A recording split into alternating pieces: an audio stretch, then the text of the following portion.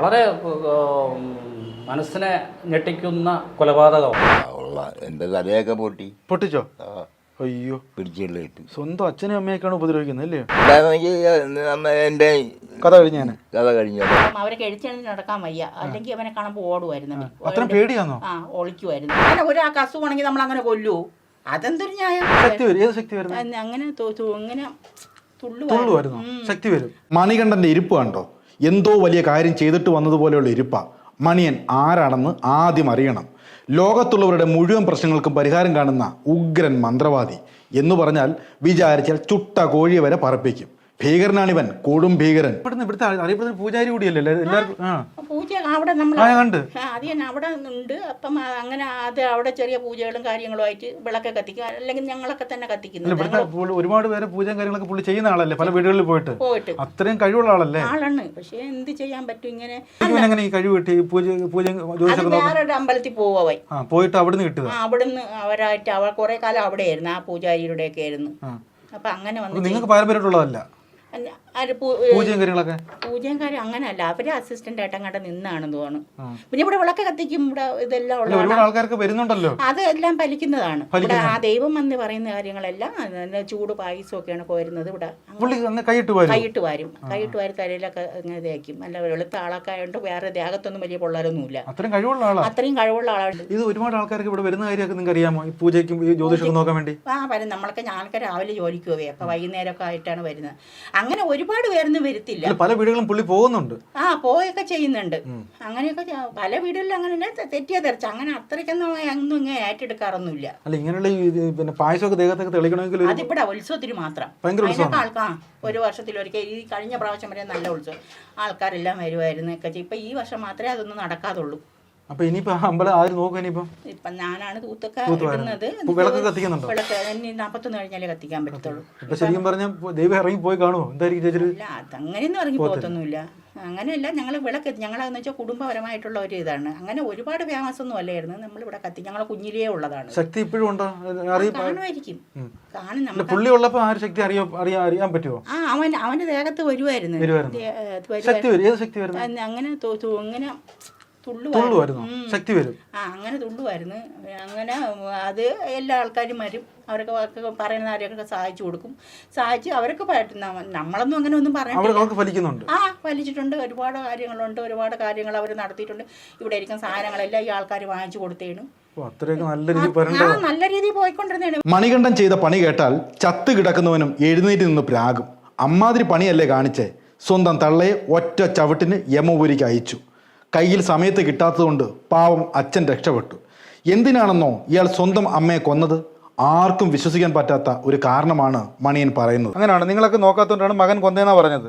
എനിക്കറിഞ്ഞൂടാ എങ്ങനെ അവൻ നേരം വെള്ളത്തിൽ ഇറങ്ങി പയ്യ എപ്പോഴെങ്കിലും കാര്യമല്ലേ വരുന്നത്. പക്ഷെ മകൻ കാണിച്ചിട്ടുണ്ടോ? അച്ഛൻ എന്തോ പറയാനുള്ളൂ? മോനെ കണ്ടോ ഇന്ന്? ഞാൻ കണ്ടില്ല. മോനോട് ഇപ്പൊ ദേഷ്യമാണെന്ന് എന്തോ വിഷമമാണെന്ന് എന്തോ തന്നെ ഏട്ടാ അവസ്ഥ കൊണ്ട് ചെയ്തതാണോ? ആര്? മകന്റെ അവസ്ഥ കൊണ്ട് ചെയ്തതായിരിക്കും അമ്മേ. എന്താ എനിക്കറിഞ്ഞൂല. അവനെങ്ങനെ അറിയാം? ഈ പറഞ്ഞ പോലെ ഒരു നേരം കൊടുക്കുകയാണെങ്കിൽ മറുനേരം പിന്നെ അതിന് രൂപ വാങ്ങിച്ചു കൊടുക്കണം. രൂപ അടിക്കും. അച്ഛനെ ഉപദ്രവിച്ചിട്ടുണ്ടോ? ഉള്ള എൻ്റെ തലയൊക്കെ പൊട്ടിച്ചോ? അയ്യോ, പിടിച്ചിട്ട് സ്വന്തം അച്ഛനും അമ്മയൊക്കെയാണ് ഉപദ്രവിക്കുന്നത് അല്ലേ? ചേച്ചാ വെള്ളം അടിക്കുമ്പോഴാണ് ഈ വിഷയം. ഇയാൾ ഈ ദൈവകാര്യം ചെയ്യുന്ന ആളല്ലേ, നിങ്ങൾക്ക് ചെയ്യാൻ കൊള്ളാമോ? എന്തുകൂടെ ചോദിച്ചാൽ എങ്ങനെ ചെയ്യുന്നവരൊക്കെ അല്ലേ അറിയാവൂല്ല. അതിൽ എത്രയും പാവപ്പെട്ട അച്ഛൻ നടക്കാൻ പോലും പോയി അച്ഛനൊക്കെ ഉപദ്രവിക്കുവാണെങ്കിൽ അയാളുടെ മനസ്സെന്തുവാ? തലയൊക്കെ തല്ലി പൊട്ടിക്കുവാണെങ്കിൽ അച്ഛനെയൊക്കെ എന്തിനാ ഉപദ്രവിക്കുന്നത്? പിടിച്ചു കയറിയിട്ട് എന്തിനാ അച്ഛൻ അങ്ങനെ ചെയ്യുന്നത്? ഓരോ കാര്യങ്ങൾ സാധിക്കാൻ അച്ഛൻ സാധിച്ചു കൊടുക്കത്തില്ലയോ? അച്ഛൻ്റെ ഇളയ മോനില്ലേ, കുഞ്ഞ് ഓമനിച്ച് വളർത്തിയല്ലയോ? ഇളയ കുഞ്ഞെന്ന് പറഞ്ഞ് ഓമനിച്ച് വളർത്തി മകൻ അമ്മയുടെ കാലനായി ഇല്ലേ അച്ഛാ? കാലനായി. ഞാൻ ഇവിടെ ഇല്ലായിരുന്നു. ഞാൻ അങ്ങ് തീർത്തും കഥപ്പിയിരുന്നു. അച്ഛനെ കൊല്ലാതെ വിട്ടത് മഹാഭാഗ്യം അല്ലേ? ഉണ്ടായിരുന്നെങ്കിൽ എൻ്റെ കഥ കഴിഞ്ഞു. ഞങ്ങളൊന്നും ചെയ്യാൻ പറ്റാത്തത് കൊണ്ട് അവൻ അമ്മയെ ഉപദ്രവിക്കും. അമ്മ അങ്ങനെയുള്ളവരെ ഉപദ്രവിക്കുമ്പോൾ നമ്മൾ കൈ ഉണ്ടെങ്കിൽ കാശ് കൊടുക്കും. അവരൊന്നും ചെയ്യേണ്ട കൊടുക്കും. അങ്ങനെ കൊടുക്കും. ഇപ്പം കുടിച്ചു കഴിഞ്ഞാൽ ഈ പ്രശ്നമുള്ളൂ. ഇല്ലെങ്കിൽ മിണ്ടാതെ വന്ന് ഇവിടുത്തെ പാവം പോലെ ഇരുന്നോളും. അന്നും ഇതുപോലെ തന്നെ നല്ലോണം അമ്മ ചേച്ചി വീട്ടിലുണ്ട് ഈ സമയത്ത് ഉണ്ടല്ലോ ആ സമയത്ത്. ആ സമയം ഞാൻ ജോലിക്ക് പോയിട്ട് വന്നതേ ഉള്ളൂ. അമ്മയ്ക്ക് എല്ലാം എടുത്തു വെച്ചിട്ട് ഞാൻ പോകും. ഇവിടെയാണ് അമ്മ കിടന്നത്. അപ്പം അവരെ കഴിച്ചാൽ നടക്കാൻ വയ്യ, അല്ലെങ്കിൽ അവനെ കാണുമ്പോൾ ഓടുമായിരുന്നു. പേടിയാണോ? ഒളിക്കുമായിരുന്നു.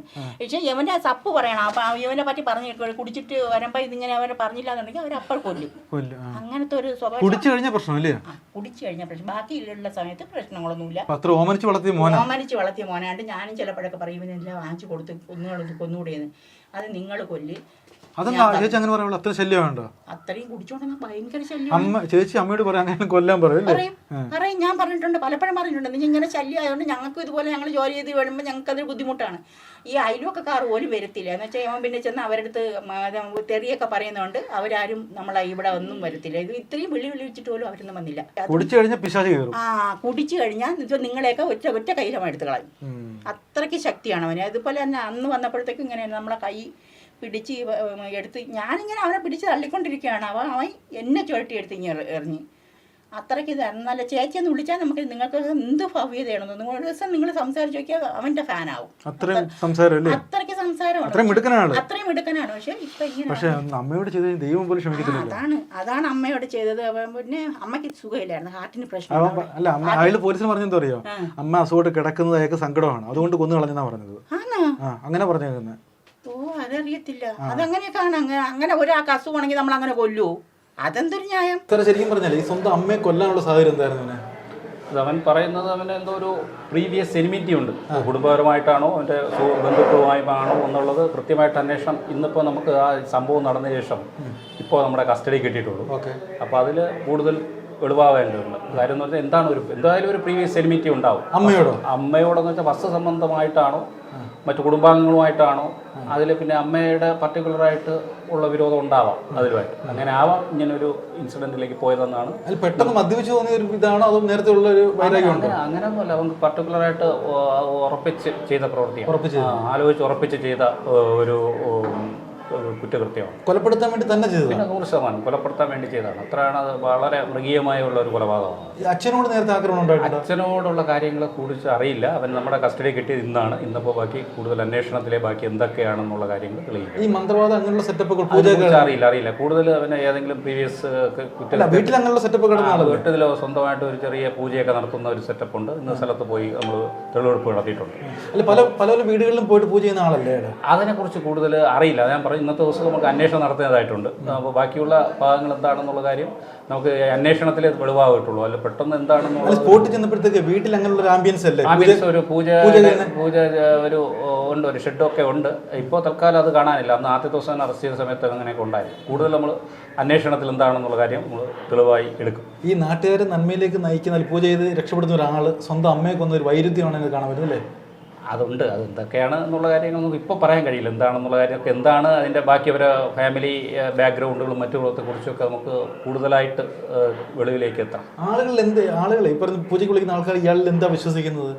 ആളുകൾ കൂടുതലായിട്ടുള്ള കാര്യങ്ങൾ ഇയാൾ അവിടുത്തെ നാട്ടുകാരനല്ലേ. അപ്പോൾ അവരെ കണ്ട് ചോദിക്കുമ്പോൾ ഈ ഇൻസിഡൻറ്റിനെ കുറിച്ചുള്ളതാണ്. ബാക്കിയുള്ള കൂടുതലുള്ള പ്രീവിയസ് കുറ്റകൃത്യം ഉണ്ടോ എന്നൊക്കെ കൂടുതൽ വെളിവാവേണ്ടതും അന്വേഷണത്തിൽ നടത്തേണ്ടത്. ഈ നാട്ടുകാർക്ക് ഇത് ശല്യമാണോ വീട്ടിൽ മാത്രമേ ഉള്ളൂ?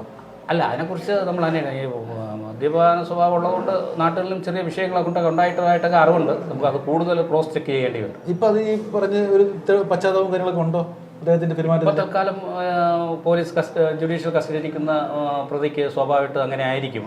അതൊന്നും നമുക്ക് എടുക്കുന്നില്ല. കുറ്റകൃത്യത്തിലേക്കുള്ള ലീഡാണ് നമ്മൾ നോക്കുന്നത്. മർഡറായിപ്പോ അല്ലേ?